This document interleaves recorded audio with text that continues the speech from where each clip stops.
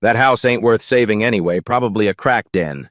Fire Captain Rodriguez sneered, deliberately turning his back as orange flames consumed the modest two-story home.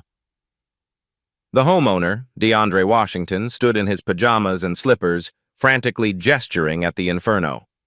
Rodriguez made an exaggerated show of checking his watch while two other firefighters, Thompson and Miller, laughed and scrolled through their phones instead of prepping equipment. The Mercedes sedan in the driveway meant nothing to them. Neither did DeAndre's desperate pleas. "Sir, please, my family photos. My wife's medical equipment is inside." DeAndre's voice cracked with urgency. "Should have thought about that before moving to this neighborhood," Rodriguez replied, waving him off like an annoying fly. The Ring doorbell across the street captured every dismissive gesture, every cruel laugh, every moment of calculated indifference. Have you ever watched someone dismiss your emergency simply because of how you look? Across the street, Keisha Johnson fumbled with her phone, her hands shaking as she started an Instagram live stream. "Y'all need to see this," she whispered into the camera. "Fire department straight up ignoring this black man's house fire. This is 2025, not 1925. The viewer count climbed steadily. 47, 156, 834. Comments flooded the screen faster than she could read them. "This can't be real. Call the news now. Where is this happening?" 10 minutes had passed since the first truck arrived. DeAndre glanced at his wrist, the subtle gleam of an expensive Patek Philippe watch catching the firelight. The flames had spread to the second floor now, consuming what looked like the master bedroom. Captain Rodriguez stood with his arms crossed, feet planted wide in a stance that screamed dismissal. Thompson continued scrolling through TikTok while equipment sat unused on the truck. Miller made an exaggerated yawning motion, as if this emergency was keeping him from his beauty sleep. All three men positioned themselves with their backs toward DeAndre, a wall of uniformed indifference. "I'm a taxpayer," DeAndre said, his voice steady despite the circumstances. "I pay your salaries." Rodriguez let out a bark of laughter. "Yeah, sure you do, buddy. What do? Work at the car wash down on 5th Street? The insult hit like a physical blow, but DeAndre's expression remained controlled. He pulled out his phone, and for just a moment, the screen illuminated his face. Keisha's stream caught a glimpse of his contacts list. One entry read, "Mayor's Office." A crowd of neighbors began gathering on the sidewalk, phones raised, recording everything. Mrs. Chen, the elderly Asian woman from next door, pushed through the growing group. "This is wrong," she shouted at Rodriguez. "Help him! Do your job!" Rodriguez turned to her with practiced condescension. "Ma'am, please step back. We know what we're doing here. This is a professional operation." "Professional?" Mrs. Chen's voice rose. "You've been standing around for 15 minutes." DeAndre reached for his wallet to show identification, and the black American Express Centurion card was briefly visible, a flash of metal that suggested serious wealth. But Rodriguez wasn't looking. None of them were looking. Keisha's live stream exploded with activity. 2,400 viewers now, she announced. "Y'all are witnessing straight discrimination. Share this everywhere." The comments section became a digital riot. "Someone call Channel 7. This is disgusting." "Get this man some help." Shash saved DeAndre's house. Someone in the chat tagged the local news station. Within minutes, the hashtag #SaveDeAndre's was trending locally on Twitter. 12 minutes elapsed, DeAndre said quietly, more to himself than anyone else. His voice cracked slightly as he added, "My late mother's oil paintings are in that front room." Rodriguez shrugged with theatrical indifference. "Insurance will cover it. If you have insurance. You do have insurance, right?" The cruelty of the question hung in the smoky air. DeAndre's jaw tightened, the first real sign of the fury building beneath his composed exterior. Behind Rodriguez, Thompson finally looked up from his phone. "Cap, dispatch is asking about our status." Tell them we're assessing, Rodriguez replied without urgency. No immediate life threat. We might need to prioritize that call in Elmwood instead. Elmwood. The wealthy, predominantly white neighborhood across town. DeAndre walked slowly to his Mercedes, his movements deliberate and controlled. The license plate read City 001, a detail that somehow escaped the firefighters' notice. A small City Hall parking sticker was visible in the corner of the windshield. He opened the trunk and retrieved a black leather briefcase, expensive and official-looking. As he set it on the hood of his car and opened it away from prying eyes, official city documents were briefly visible inside. Then he made a phone call. "Yes, this is Mayor Washington," he said quietly, his back to the crowd. Rodriguez noticed the call but couldn't make out the words over the crackling of flames and growing murmur of the crowd. Something about the man's posture, though, the way he held himself during that conversation, should have been a warning. Keisha's stream had reached 8,900 viewers.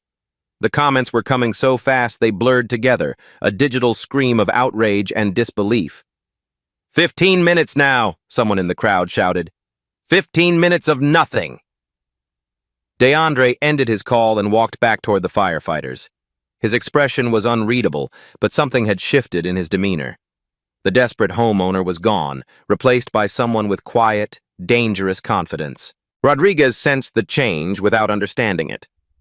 "Sir, I'm going to need you to stay back behind that line," he said, pointing to a spot 50 feet away. DeAndre stopped walking. For a moment, he just stood there, flames reflecting in his eyes. 3 generations of his family had faced moments like this, moments when authority figures looked at their skin and saw something less than human. But tonight was different. Tonight, he had power they didn't know about. The Ring doorbell across the street kept recording. Keisha's live stream kept climbing toward 10,000 viewers, and somewhere in the growing crowd, someone was already calling the news stations. The stage was set for a reckoning that none of them, except DeAndre, saw coming. The wail of sirens announced the arrival of Fire Chief Patricia Hawkins. Her white SUV pulled up with authority, emergency lights painting the scene in red and blue. Rodriguez straightened slightly. His boss was here. DeAndre approached the chief directly, his voice steady but urgent. "Chief, I need your firefighters to do their jobs. My home has been burning for 18 minutes. Hawkins surveyed the scene with practiced eyes.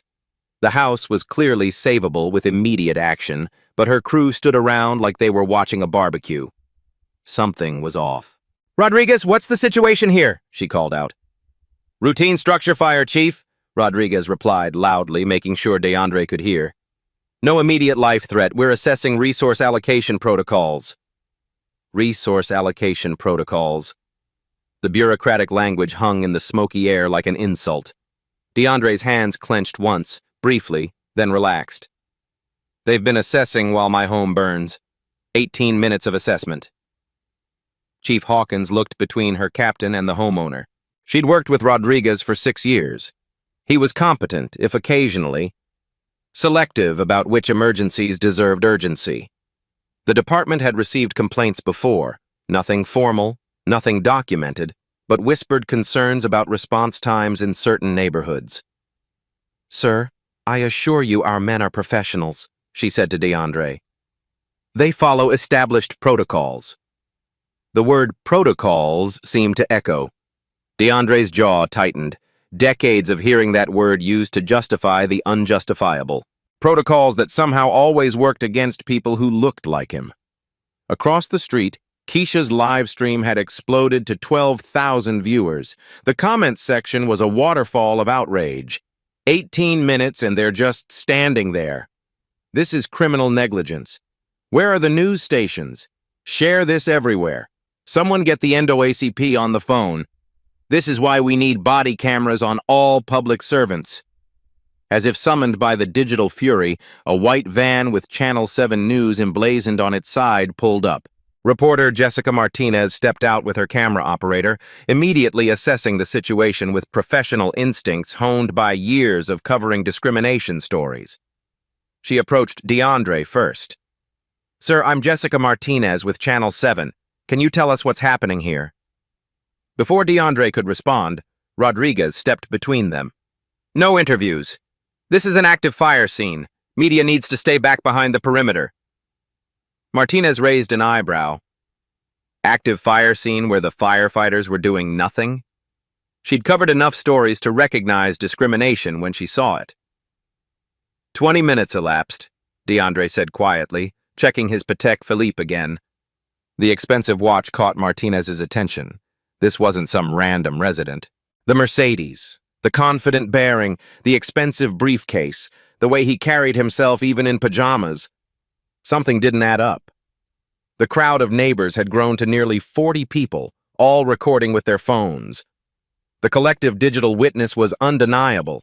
This story was already spreading beyond local control. Some were live streaming to Facebook, others posting to TikTok. The hashtag #SaveDeAndre's was gaining momentum across multiple platforms. Mrs. Chen pushed through the crowd again, her elderly voice cutting through the noise. "Young man," she called to DeAndre, "I've lived here 40 years, never seen anything like this. They came running when the Hendersons' pool house caught fire last month." The Hendersons. The white family 3 blocks over who'd gotten a full emergency response for a minor shed fire. Rodriguez's radio crackled with increasing urgency. "Unit 47 requesting status update. Elmwood is calling for ETA." He keyed the mic lazily, making a show of his indifference. "Control, we have a residential structure fire. Situation under assessment. May need to redirect resources to the Elmwood call. This one's not going anywhere." Elmwood again. The wealthy neighborhood that somehow always got priority. The casual dismissal wasn't lost on the growing crowd. Officer Jenkins from the city police arrived, his patrol car sliding to a stop behind the fire trucks. Rodriguez had called for crowd control, claiming the residents were becoming unruly. Jenkins stepped out, surveying the scene with growing confusion. The crowd was upset, yes, but they were standing peacefully, recording everything. The only people not working were the firefighters. "Everyone needs to back up behind that line," Officer Jenkins announced, gesturing to a spot that would put DeAndre 50 feet from his own burning home. DeAndre turned to face the officer, his voice remaining controlled. "I'm the homeowner. This is my property." "I understand, sir, but you need to let them work," Jenkins replied, though he glanced at the idle firefighters with growing confusion. He'd worked with this fire crew before. They were usually more responsive than this. "They're not working," DeAndre said simply.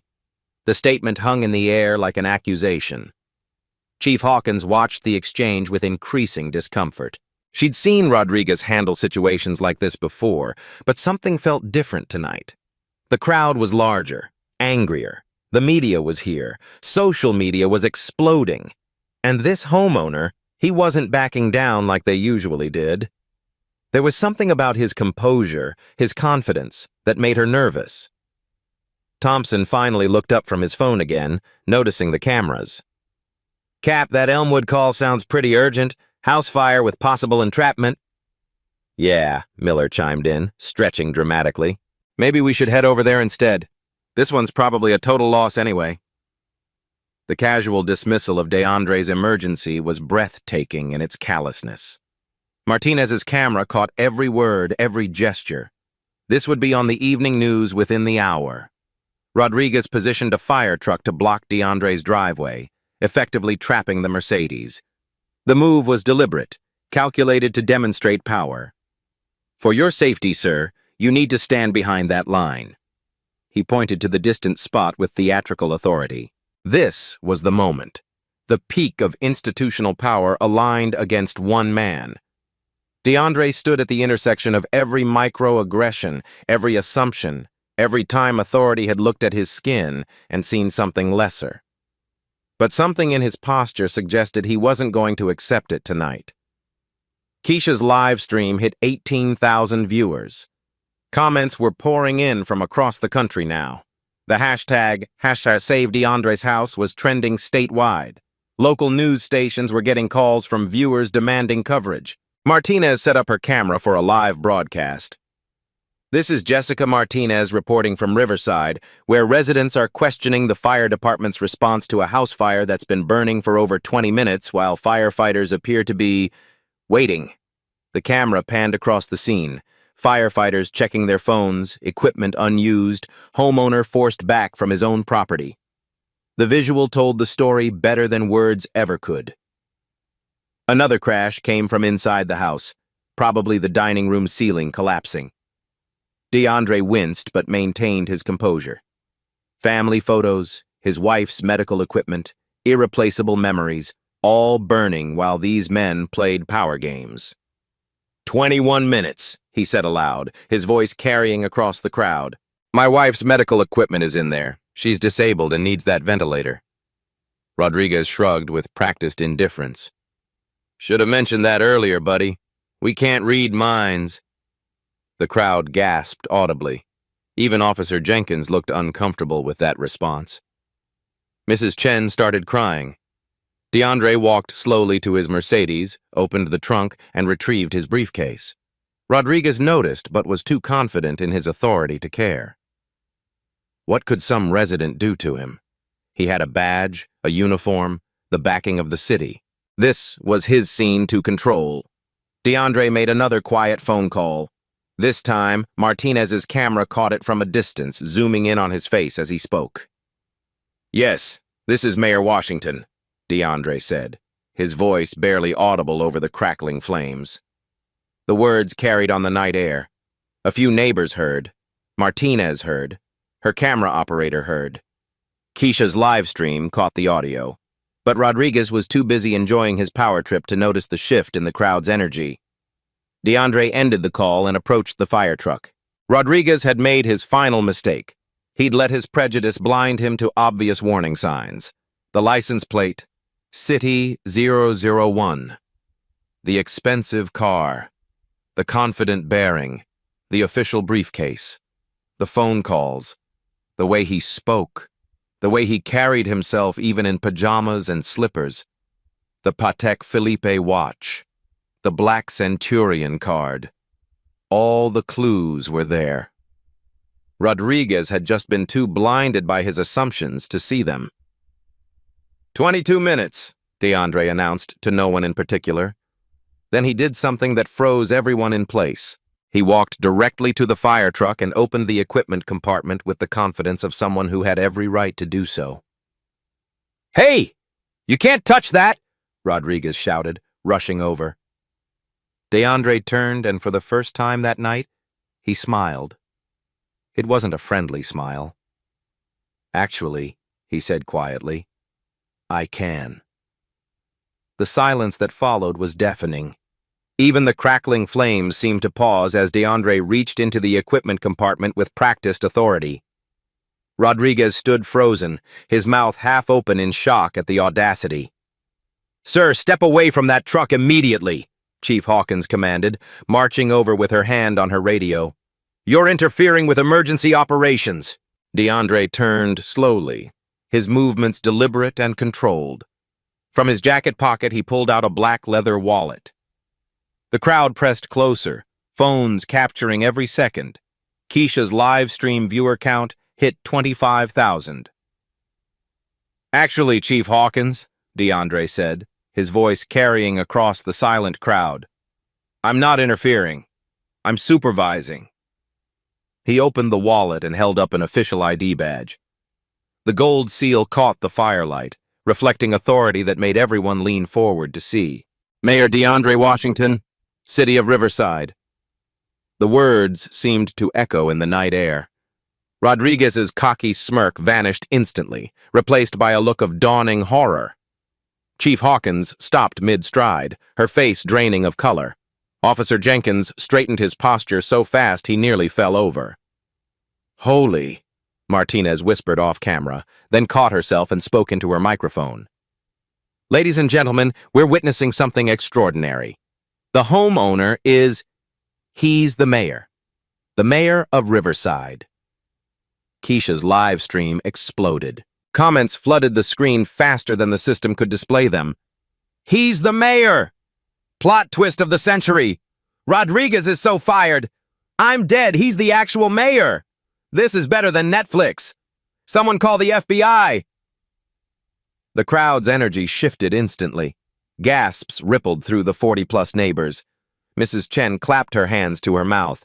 Someone shouted, "That's our mayor!" Another voice called out, "You idiots, that's Mayor Washington!" A teenager yelled, "This is going viral worldwide!" DeAndre stepped closer to Rodriguez, his calm demeanor now radiating quiet power. The captain was literally shaking, sweat visible on his forehead despite the cold night air. "Captain Rodriguez, you work for me," DeAndre said, his voice steady but carrying absolute authority. "This fire department reports to the city council, which I chair. For 23 minutes, you've let my home burn while questioning whether I deserve city services." Rodriguez stammered, his authority crumbling like ash. "Sir, Mayor, we didn't know.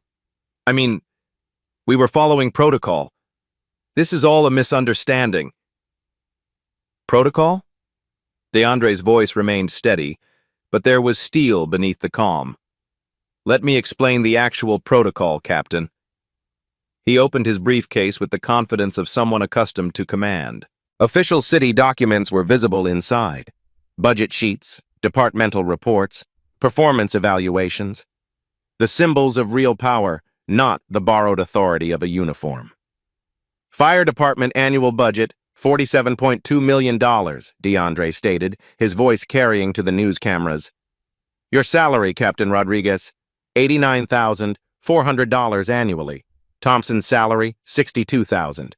Miller's salary, $58,000. All funded by taxpayers, all overseen by elected officials. Like me." The precision of the numbers was devastating. This wasn't emotional pleading, this was data, and data was power. Chief Hawkins found her voice, though it cracked slightly.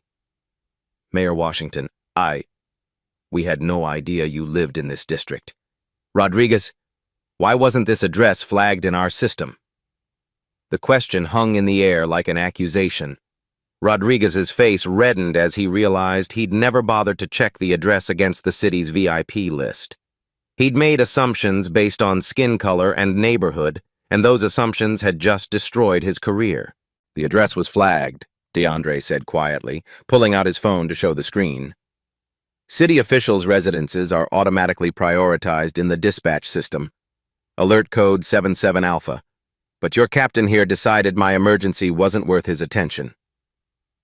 Martinez's camera caught Rodriguez's expression. The exact moment he realized the magnitude of his mistake. This wasn't just discrimination, it was discrimination against the most powerful person in the city, broadcast live to tens of thousands of viewers. The live stream count hit 31,000 and climbing. The hashtag Mayor Reveal was trending nationally now. News stations across the state were picking up the feed. This story was going viral in real time.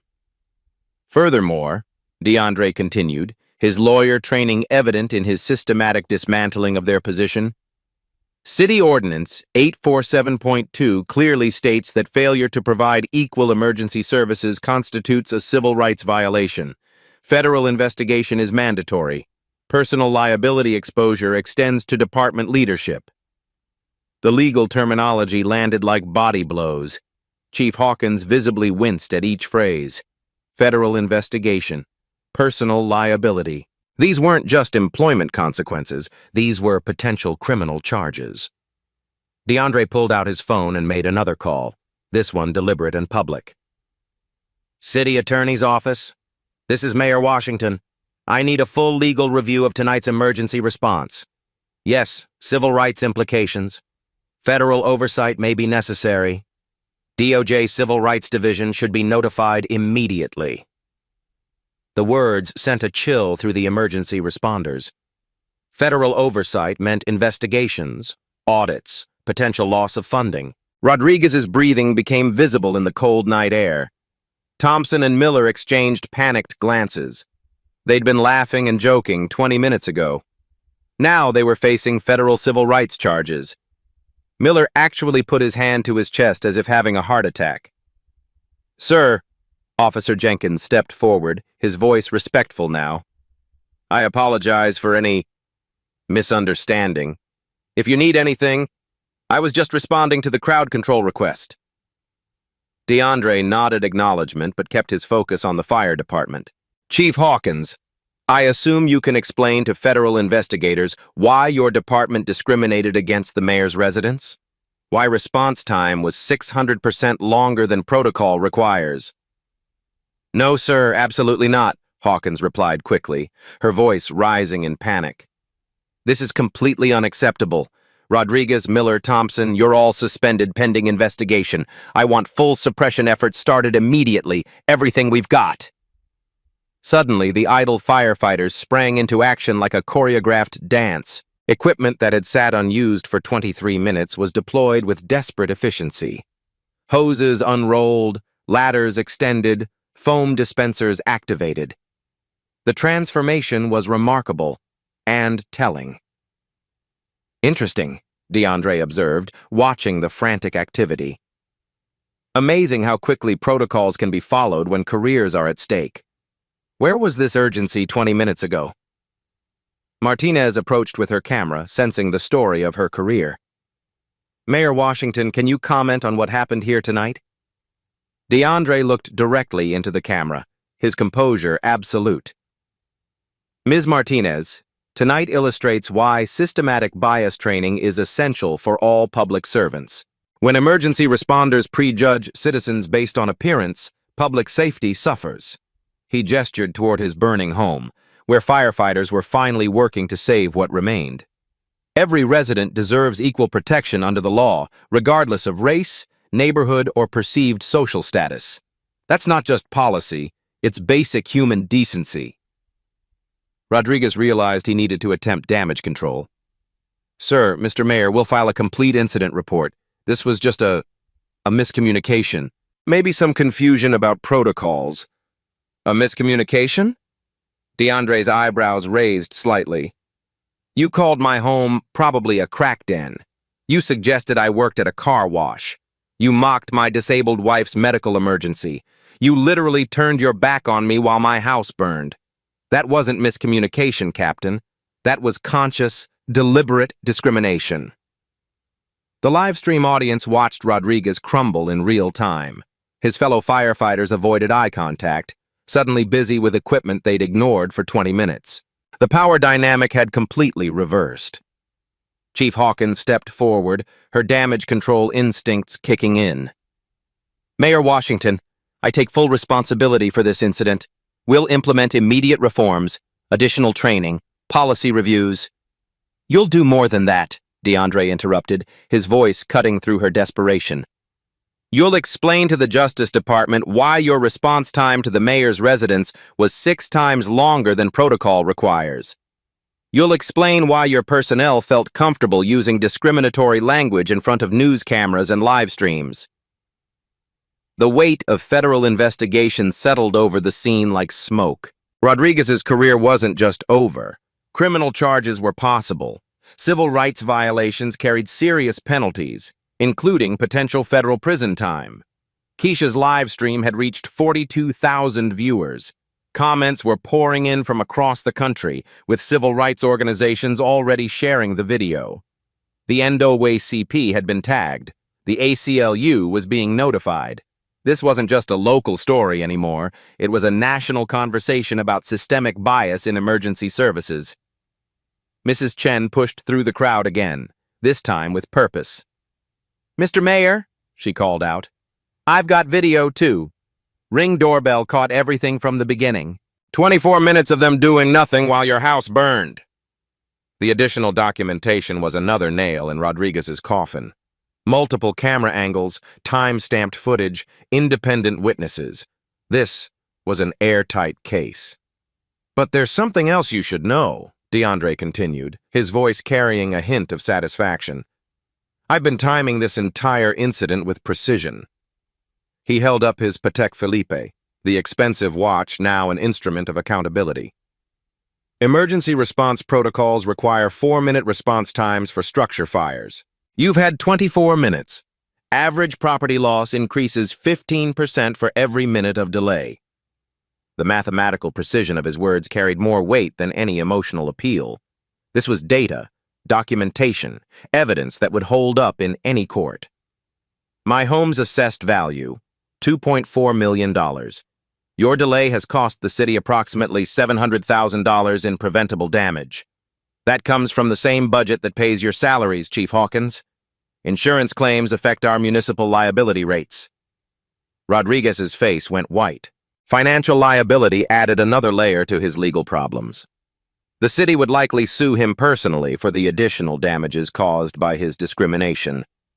DeAndre closed his briefcase with finality. Chief Hawkins, I expect a full incident report on my desk by 8 a.m. Include response times, personnel behavior, witness statements, and all body camera footage. The footage better not be mysteriously corrupted. Yes, sir. Absolutely, Hawkins replied, already calculating how to minimize the department's exposure while knowing it was likely impossible. The firefighters were finally making progress on the blaze, but it was too little, too late. The second floor was mostly gone, though the first floor, and his mother's paintings, might be salvable. DeAndre looked at Rodriguez one final time. Captain, you made assumptions about my worthiness for city services based on my appearance.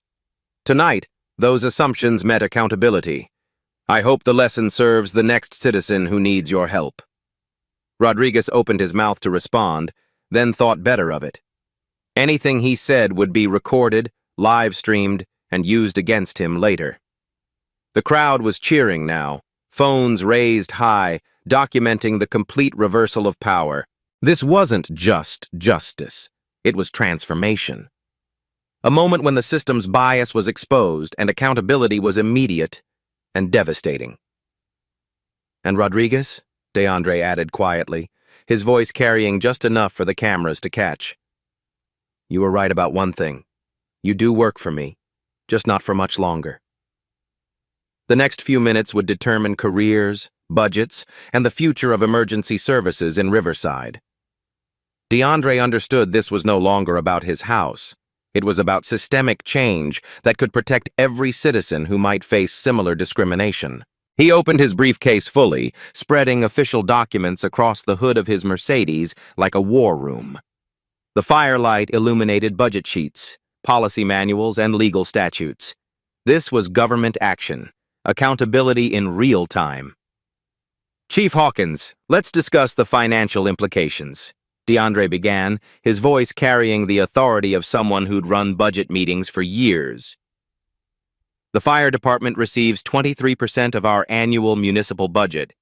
That's $10.8 million specifically allocated for emergency response. The precision of the numbers was devastating.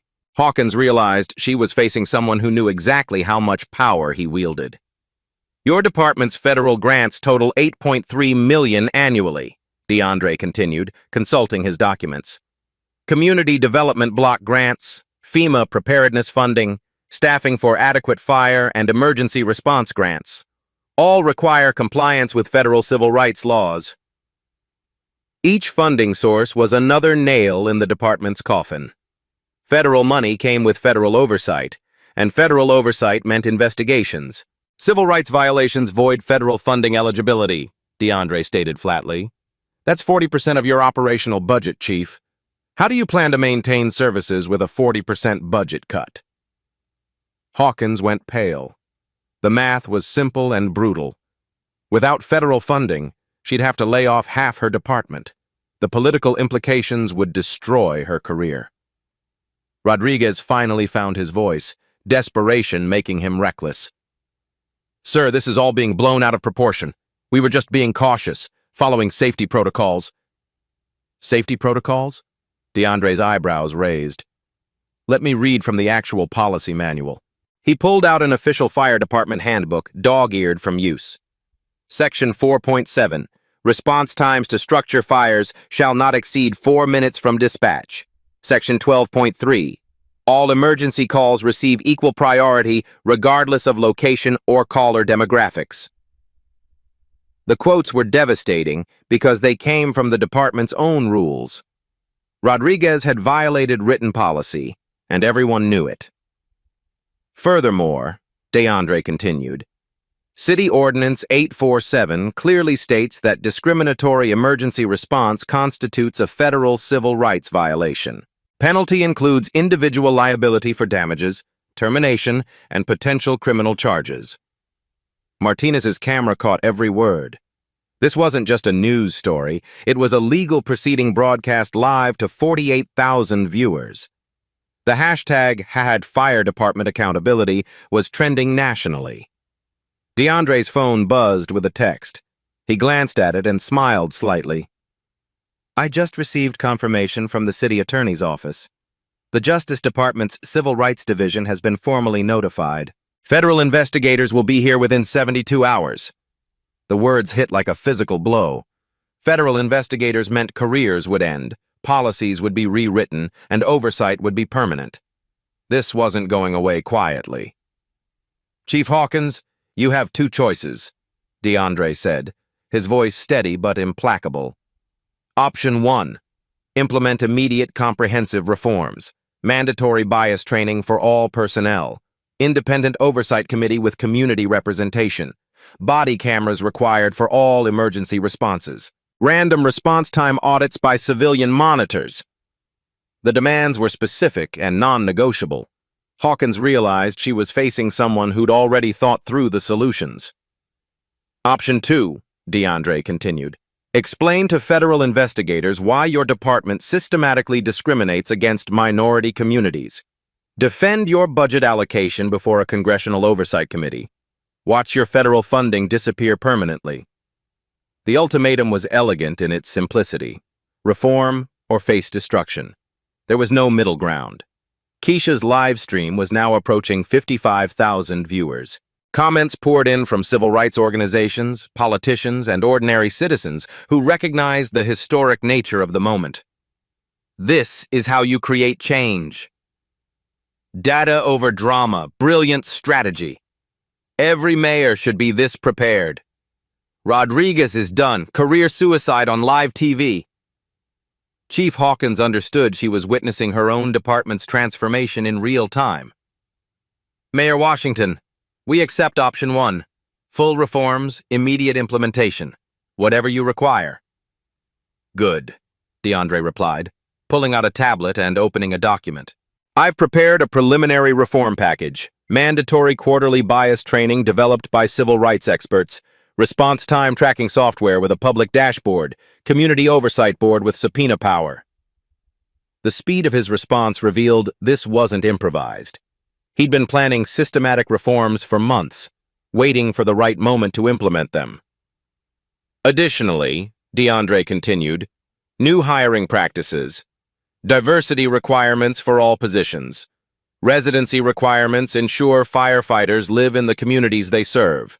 Performance reviews tied to response time data and community feedback. Each reform was a dagger aimed at the institutional bias that had allowed tonight's discrimination. Rodriguez realized his entire worldview was being systematically dismantled. The technology solution is already developed, DeAndre added, showing his tablet screen to Martinez's camera. The Riverside Response Tracker app. Citizens can monitor emergency response times in real time, automatic alerts for delays, public performance dashboard updated hourly. The app interface was sleek, professional, and clearly ready for deployment. This wasn't a concept. It was a finished product waiting for implementation. Accountability through transparency, DeAndre explained to the camera. When response times are public, discrimination becomes impossible to hide. When communities can track performance, standards improve automatically. Rodriguez made one final desperate attempt to salvage something. Sir, what about due process? Union contracts? We have rights. DeAndre's expression didn't change, but his voice carried the weight of absolute authority. Captain Rodriguez, you forfeited those rights when you violated citizens' civil rights. Your union can negotiate your severance package, but your employment with the city ends immediately. The finality was crushing. No appeals, no second chances, no gradual consequences. Rodriguez's career died with those words. Furthermore, DeAndre continued, personal liability extends beyond employment. The city will pursue damages for preventable property loss. Your discriminatory actions cost taxpayers $700,000. Insurance adjusters are already documenting the scene. The financial consequences were staggering. Rodriguez faced personal bankruptcy on top of career destruction. His pension, his home, his future, all jeopardized by 20 minutes of prejudice. Officer Jenkins, who had remained quietly professional throughout the incident, stepped forward. Mayor Washington, I want to formally apologize for any role in this situation.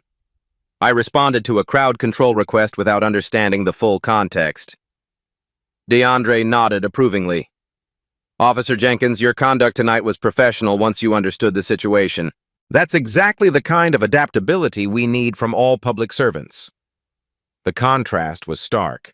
Jenkins showed how public servants should behave when confronted with new information.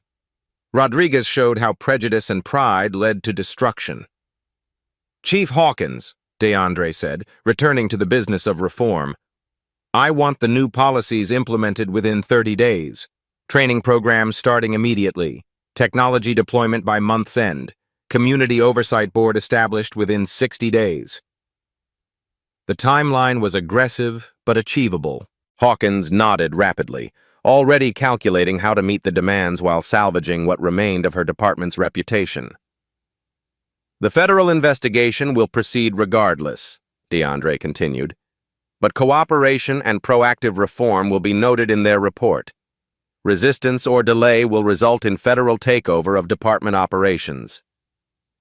The message was clear. Change voluntarily or have change imposed by federal authorities. Either way, the discrimination would end.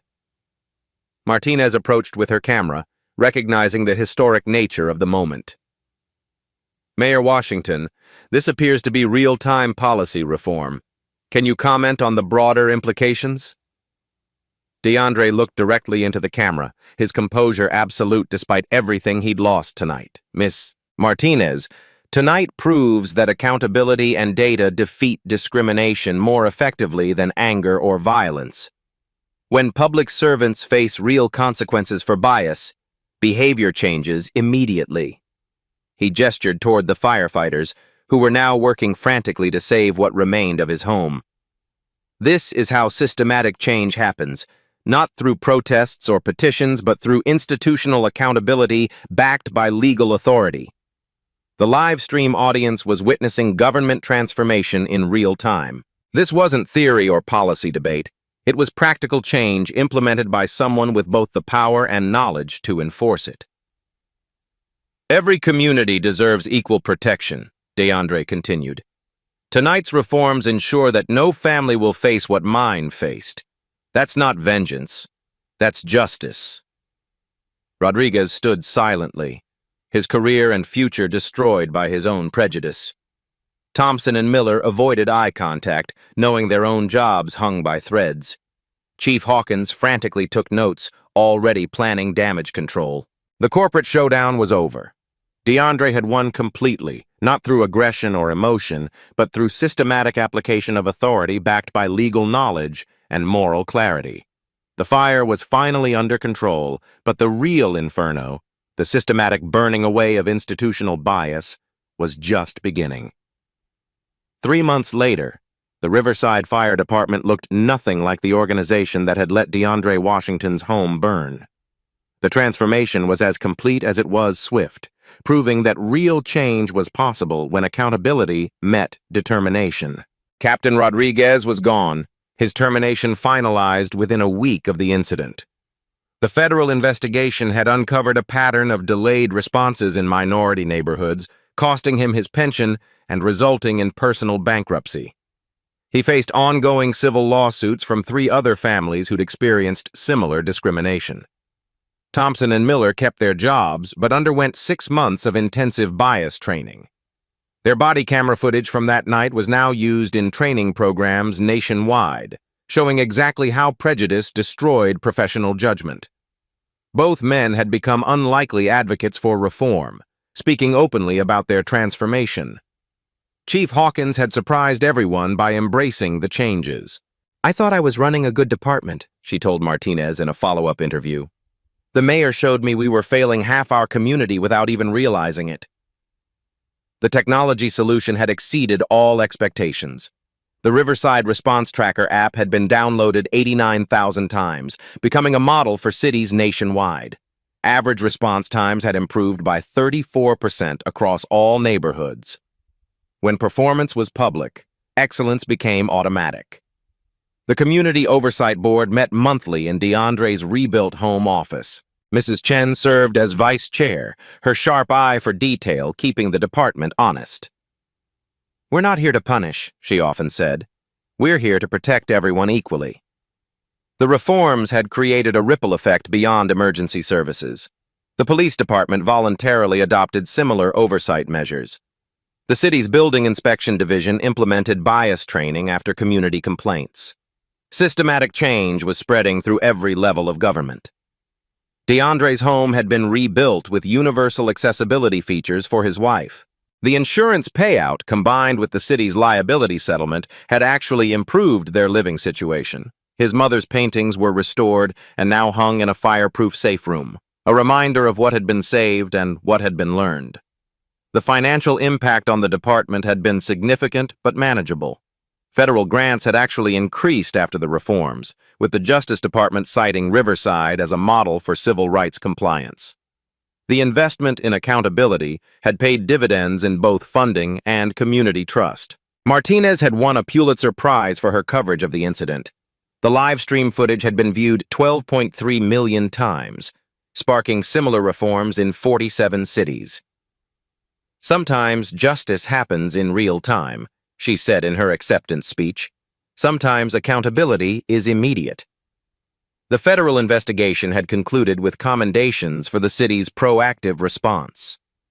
Rather than punitive action, the Justice Department had designated Riverside as a demonstration site for bias-free emergency services.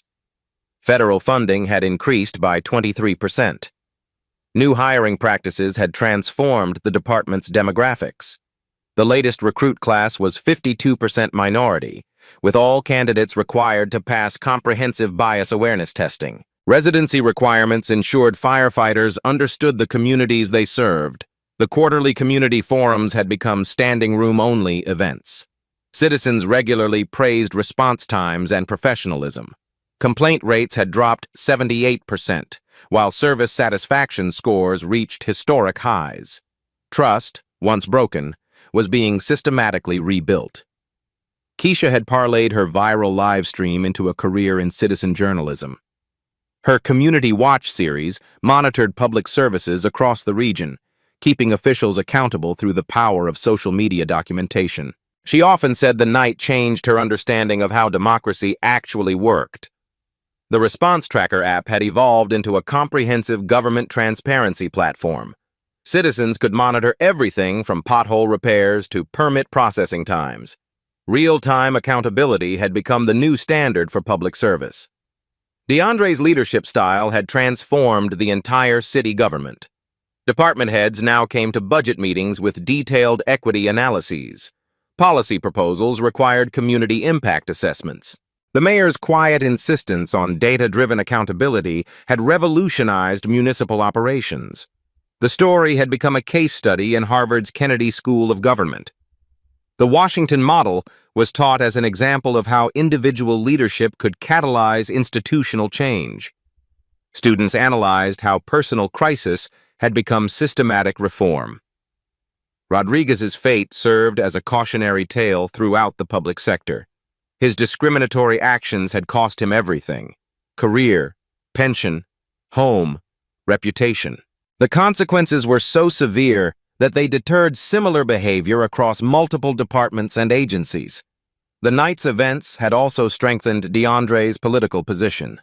His re-election margin had been the largest in city history, with unprecedented support from both minority and white communities. Voters had witnessed true leadership under pressure and responded accordingly. The disabled community had particularly benefited from the reforms.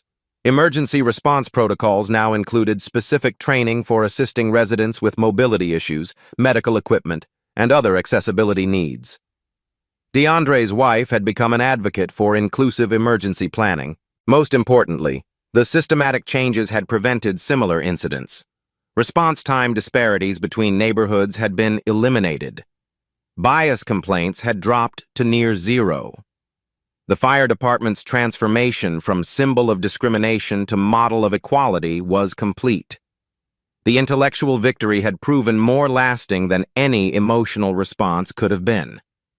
By channeling his anger into systematic reform, DeAndre had protected not just his own family, but every family that might face similar discrimination in the future. Justice hadn't just been served, it had been institutionalized. 2 years after that October night, DeAndre Washington stood in the same spot where Rodriguez had dismissed his emergency. But now he wasn't alone. Behind him, a diverse group of firefighters conducted a community safety demonstration, their professionalism a stark contrast to the discrimination that had once defined this department. The transformation was complete, but the lessons were eternal. DeAndre had proven that dignity, data, and determination could defeat discrimination more effectively than anger ever could. His calm, systematic response had turned personal injustice into community-wide protection, creating a model that cities worldwide were now implementing. These are the real-life stories that matter most, touching stories of how one person's quiet strength can transform entire systems. Black stories like DeAndre's remind us that true power lies not in retaliation, but in systematic accountability that protects everyone who comes after. The mayor's approach had been studied by civil rights organizations across the nation. He demonstrated that when bias meets intelligence backed by institutional authority, change becomes inevitable. His story had become required reading in public administration programs, teaching future leaders that documentation, data, and legal knowledge were more powerful than any emotional response. The Riverside model had spread to 127 cities. Emergency response discrimination had dropped 67% in communities that implemented similar oversight systems. The technology platform had evolved into a comprehensive government accountability suite, monitoring everything from police response to school resource allocation. Rodriguez's career destruction had become a cautionary tale shared in training programs nationwide. His 20 minutes of prejudice had cost him everything: career, pension, reputation, financial security. The consequences were so severe, they'd created a deterrent effect that prevented countless similar incidents. Most importantly, DeAndre's wife had never again worried about emergency response during her medical episodes. The systematic changes had ensured that disability, race, and neighborhood could never again determine the quality of emergency care. That personal peace was worth more than any revenge could have provided. The fire department now led the region in community trust scores, response times, and diversity metrics. What had begun as discrimination had become excellence through accountability.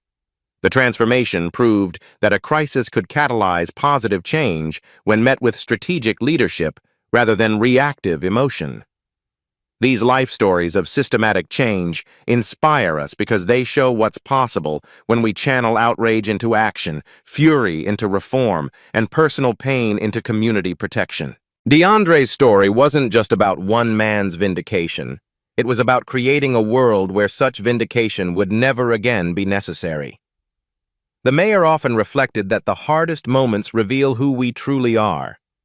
That night, faced with institutionalized bias and burning personal loss, he'd chosen systematic justice over immediate satisfaction. The choice had protected not just his family, but every family that would need emergency services in the decades to come. Real change happens when we document discrimination, demand accountability, and build systems that prevent future bias. DeAndre Washington's story proves that one person with knowledge, authority, and moral clarity can transform institutional culture permanently. Your voice matters in these conversations. Have you witnessed discrimination in public services? Have you seen bias affect emergency response in your community? Share your stories in the comments below. Record injustice safely when you see it. Support victims courageously when they need advocates. Demand systematic change persistently until it arrives. Subscribe to Black Voices Speak for more stories of quiet strength overcoming systematic bias.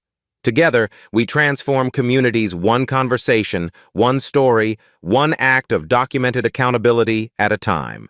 Your engagement makes these stories reach the people who need to hear them most. Hit that notification bell, share this story, and let's build a world where everyone receives the respect and service they deserve.